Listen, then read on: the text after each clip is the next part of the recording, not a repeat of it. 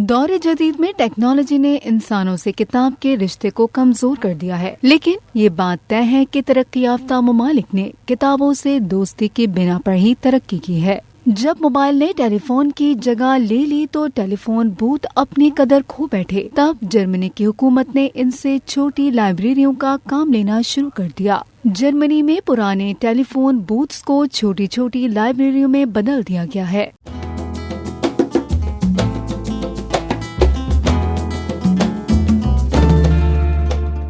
Germany के दारुल हुकूमत Berlin में 69 मुकामात पर ये बुक बॉक्स मौजूद है। कुतुब बीनी के शौकीन अफराद यहाँ से किताबें उठाते हैं और पढ़ने के बाद वापस छोड़ जाते हैं। शहरी घरों में बेकार पड़ी किताबें भी इन बॉक्स में रखते हैं और बदले में अपनी पसंद की किताबें ले जाते हैं। ये दुनिया की सबसे छोटी लाइब्रेरी है जो 24 घंटे खुली रहती है और जहाँ कोई लाइब्रेरियन या अमला नहीं। लोग खुद आते हैं, बगैर किसी इंदराज के अपनी मर्जी की किताब ले जाते हैं और पढ़ने के बाद खुद ही वापस रख जाते हैं।